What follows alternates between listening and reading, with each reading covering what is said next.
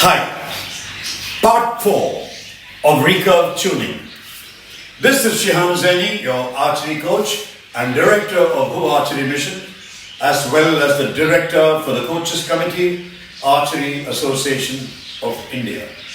You are in the level 1 recurve bow specialization workshop of the Who Archery Mission and the Archery Association of Tamil Nadu.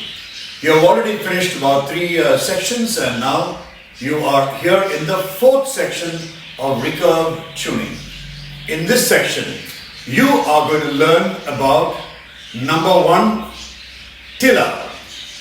Number 2, how to set the final bracing height in your tuning process.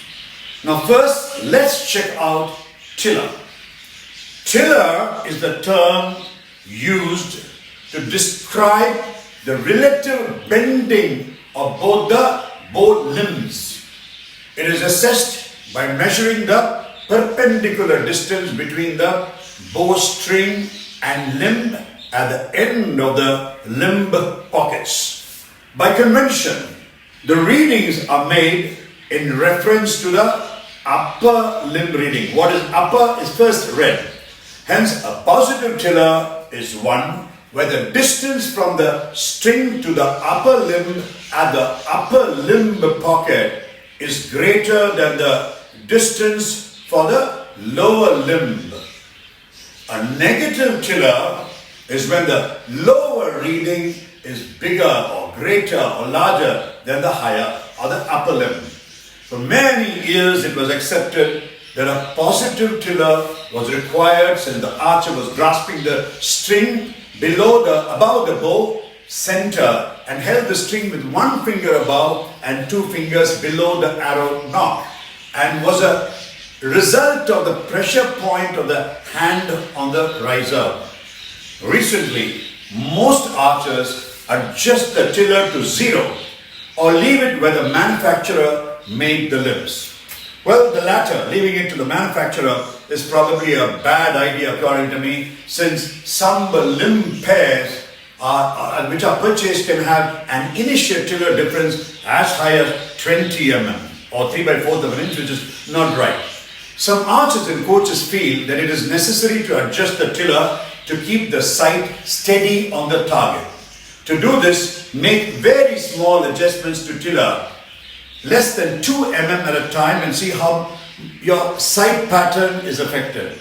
Another indication that the tiller is correct is the bow hand will feel like one concentrated point, rather than a slight rocking feeling in the hand.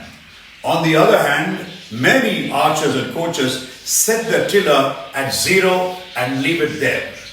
One note of caution: changing tiller moves the location of the knocking point, and its position must be readjusted after each change in tiller. Increasing tiller moves the knocking point down, and reducing tiller moves the knocking point up in relation to the arrow rest. The knocking point must be relocated after each tiller change. Do not use tiller adjustments as a means of moving the knocking point, since changes in tiller affect how the bow performs. Now let's go to setting the final bracing height. All bows are different. Even bows of the same make and model can have small variations in limb length. Therefore, it is important to locate a brace height that fits your particular bow and shooting style. Shoot a few arrows of the suggested beginning brace height, then unstring the bow. Add 3 to 4 twists to the bowstring and shoot again. Continue this process until the bow feels smoothest and quietest when shooting. If the bowstring is too short to allow a brace height at the lower setting, use a slightly longer string.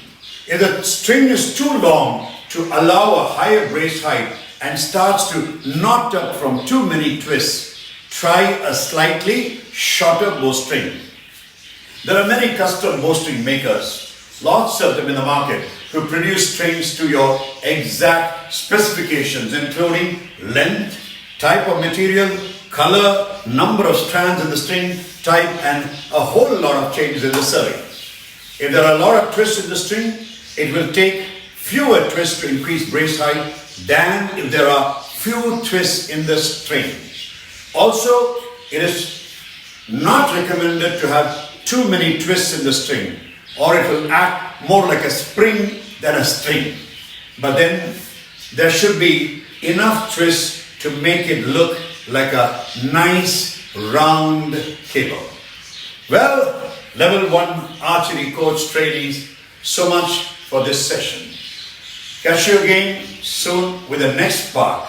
Let's break up here. In this session, we discussed, what else did we discuss? We discussed tiller. And then we discussed setting the final brace height during the tuning process. Well, archery coaches, since the lecture is loaded with information, it will not get into your head easily. If it does, if you have understood everything, then you truly must be an amazing genius. Please listen to this lecture over and over again in your headphones till it is going to exist on YouTube. It's going to go out of YouTube very soon. This will truly help you understand what I say. Keep repeating till you are thorough with it. I'll be explaining every part of the lecture in simple detail in several sessions all through the year with many more lectures till you have completely grasped it. God bless you. Catch you soon. This is Who.